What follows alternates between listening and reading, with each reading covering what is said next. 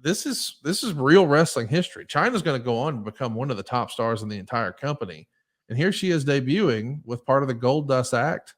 That's a cool little feather in the cap for Goldust and Marlena. Yeah, I got the good rub. So it meant that Vince still had confidence in Goldust.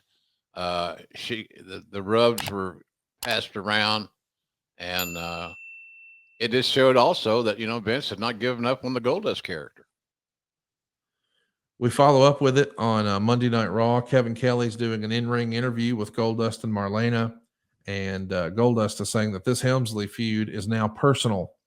And Marlena is going to say that Goldust is more of a man than Helmsley could ever be. We get some physicality, some more China here.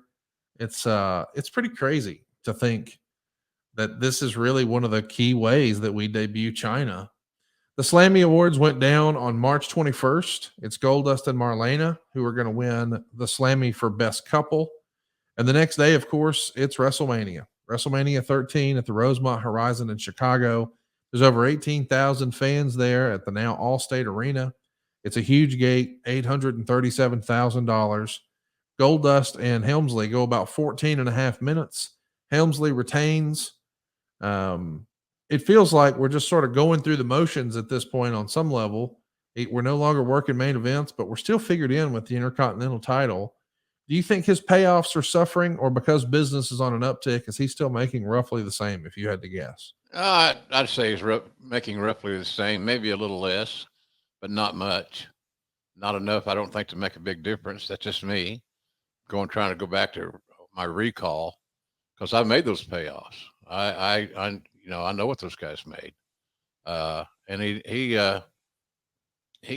never got screwed on his payoffs, but he wouldn't know that. He thought remember the number that he got for working with Piper, and I think he and Terry basically thought that all the payoffs would be in that range, but it didn't work that way.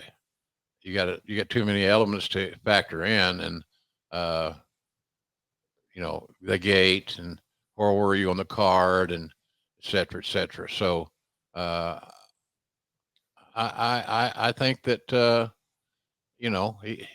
every day Dustin would be worried about what was going on, and I think that babyface thing was a sign to him that maybe everything's not all good in creative land. Let's talk about creative here for a minute, because there is a decision that's made here that we're going to try to evolve this Goldust character to the point that on April 21st, during the Hunter Hearst Helmsley Undertaker match, we see Goldust and Marlena at ringside, but not in their wrestling gimmicks. You see Marlena smoking a cigar, but you're actually going to refer to them on commentary as Dustin and Terry. What'd you think of this to show them out of character? No paint, no costuming, just real clothes. And if you weren't sure, well, yeah, that's still her. She's smoking a cigar. Maybe that's the only connective tissue. But it does feel like we're blurring the lines a little bit here, more than we normally have in the WWF. What'd you think of this decision? I liked it. I liked it. It just showed a different side of it. It expanded their character. It enlarged their TV persona, and it was reality based, and it certainly was, and it worked. Of course, this is all leading to a big sit down interview with you, with both of those folks. And we actually see footage of them with showing baby pictures of him with his dad, Dusty Rhodes. And he's explaining that he did this Goldust persona to get out of his father's shadow. He's going to talk about working with Razor Ramon, who they're calling Scott Hall, and saying he didn't want to work with him. And man, that hurt his feelings. What'd you think of this concept of we're going to do some quote unquote shoot interviews of our own here on WWE programming? I liked them, Connie. They were good, entertaining television. And you go all the way back to the interview I did with Mick Foley, the Mankind interview. It had proved to be effective if presented correctly, and we all did our job of communicating this storyline. So I enjoyed it. I enjoyed doing them. I think they helped the whole deal. I remember think about the one I did with Rock and Steve. That was a big sales tool for WrestleMania. And so I was for those situations. They allowed us to focus on the issue without having to shoot an angle and have a match, and I think that's good planning.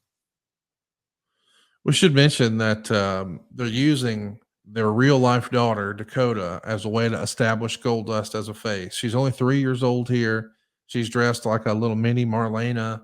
They're trying to get her to say Goldust, but she's not really doing it.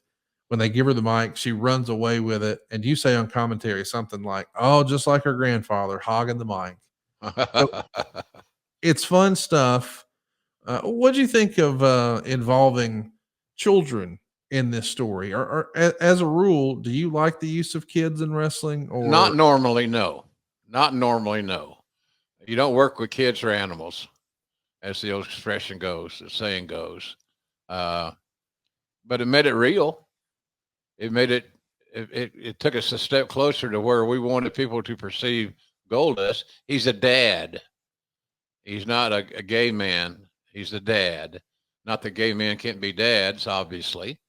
But I thought that incorporating Dakota was in small doses was good because it added realism to the storyline.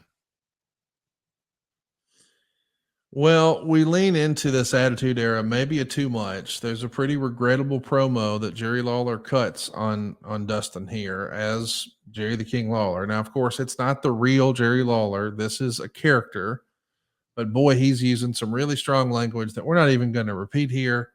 But it's not nice, and well, it's just hate speech on some level. But that's what we were going for. We're trying to court attention at all costs. Do you remember thinking at the time, this is a mistake? A little heavy, yeah, a Yeah. little heavy. Probably not the best judgment in hindsight. Of course, a lot of things are more clear in hindsight, as we all know. But I thought King took advantage of his TV time, and it was pretty strong. It was pretty strong, and surprised me it's so strong. Yeah, listen, I wouldn't advocate that promo now, but some of the language that's used back then, you would hear in movies and things like that. So I'm sure that they said, "Hey, well, they can get away with this on television, or they can get away with this in a movie. We can get away with this," and certainly they did. But I don't know if it was the best thing, especially when we're blurring the lines and, as we said, involving children. But hey, that's what we did. Lawler actually has this match and he wins in 5 minutes and 21 seconds in this King of the Ring qualifying match with Goldust. The crowd is booing Goldust out of the building. Lawler's going to get a big pop doing the pile driver. It's pretty crazy to think that, after all we've done to make him a babyface, the fans just don't care. That's the sad part about it. Yeah, That's the telltale thing that, well, maybe we were wrong. yeah. Maybe we shouldn't make him a baby face. Uh, a lot of maybes, a lot of ifs. What if this happened? What if that happened? Again, when you're booking Goldust, you're booking a different guy than you've ever booked previously. His TV persona.